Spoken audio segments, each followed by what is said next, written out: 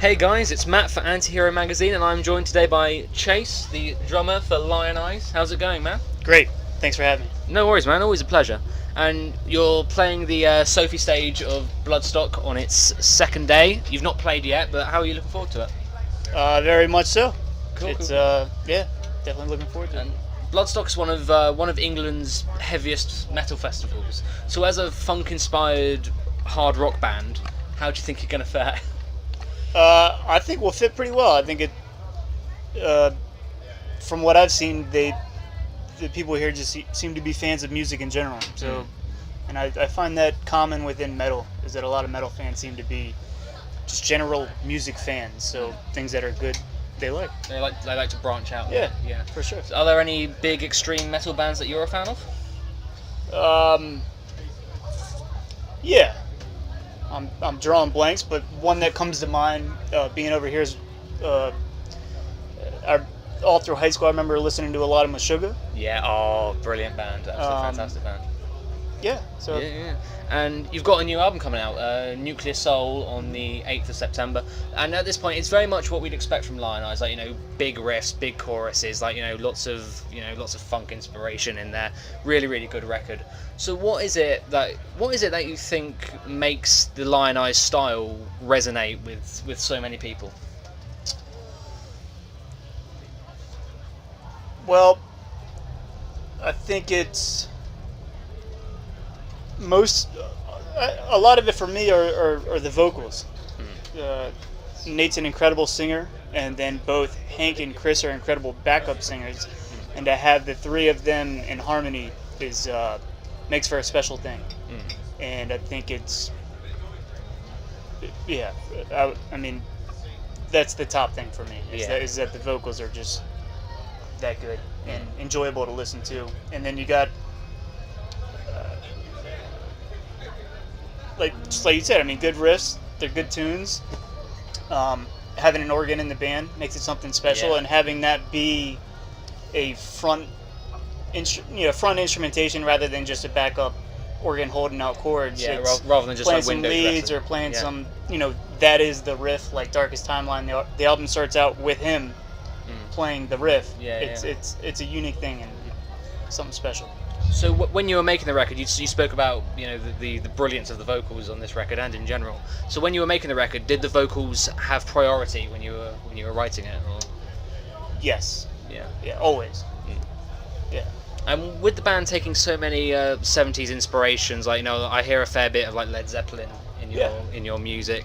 Does that, and with you being a relatively new band as well, what kind of fan base do you guys draw? Is it mostly older people, younger people, or is it kind of a mix? A mix, for sure. I guess it just depends where we are. Yeah. But yeah, a lot of people in their 30s, but it's a good mix for sure. Yeah. And it's a record as well. It's one that does touch on politics. There's one lyric, "Don't trust the government in election year." And obviously, without picking sides, obviously we see what your political landscape is like over here. We've got TV and all that. So is it as hectic as the media represents it, like the American political system? That's a tough question. I would say, I don't know. Things never seem to be as hectic as the media makes it out to be. However, this seems to be one scenario in which there might be an exception there. For me, it's just a bunch of puppets playing the game. Yeah, pretty much. So, makes for great music though. It inspires a lot of great music. For good or worse, I don't know if it's a good thing, or but worse, it definitely good things can always come from bad. Very true. Very true. So outside of that part of things, what other inspirations have gone into either the music or the lyrics of the new album? Which other things have inspired it? I guess other things. Any other things going on in the world right now that have made their way into the lyrics? Well, yeah, I think relatively beginning to travel more worldwide has definitely been a big inspiration for us. Whether we're going to Greece, coming over here to the UK, Europe, wherever we're going, trying to learn the culture, and that whether consciously or subconsciously has creeps into the music and lyric. So as a touring band, what's your favourite country to visit? Like outside the shows, purely for the country itself. I certainly couldn't pinpoint one place. All the places I like seem to have something unique about them. In that,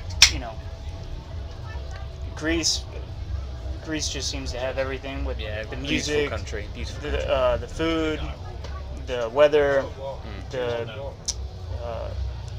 everything. When I go, and then when we go into Europe, it just seems like every place has something special about it. So, couldn't say one place in particular, but it's good to get that diversity when you go through from the UK through to Europe, down into Greece. Yeah, you must learn so much out on the road. Definitely. Yeah.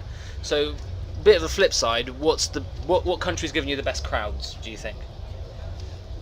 Greece has been incredible. The UK has been great.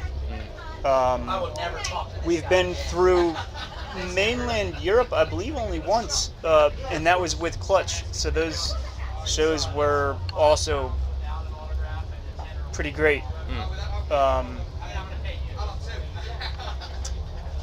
It's tough to say, but I can say definitely coming over here has been pretty eye-opening, much quicker than touring the States. Yeah. But we just look forward to getting out, wherever it is. We just like getting out and playing, so put us there and we'll have a good time with it. Brilliant. Glad to hear it, man. One last question before we wrap up. Obviously, the album's called Nuclear Soul.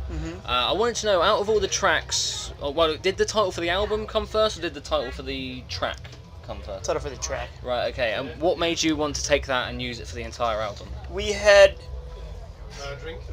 I think for everybody, but definitely for me, the titles is the most difficult thing to narrow something down to, because it's the first thing somebody hears. So we had all the titles for the tracks, and we were trying to come up with the title for the album. And we had made a list of, what we want to go with, and it was all a quick, unanimous decision as to which one would be the title track, or the title of the album. So that was the process. Yeah. And the artwork for the album is just really bizarre.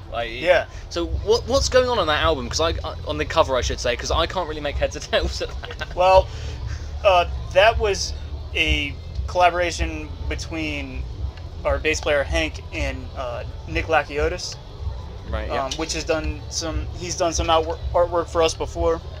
He's from New York, and we just got together with him, and between him and Hank, they came up with a concept, and that'd be a better question for Hank, but they kind of just went back and forth. He sent something through, and then we loved it, so we went with it. Awesome stuff. Thank you so much for your time today, man. I'm going to wrap it up there. Everyone go and buy Nuclear Soul on September 8th. Buy 2 copies. Yeah, go. Listen to this man pound on the kit.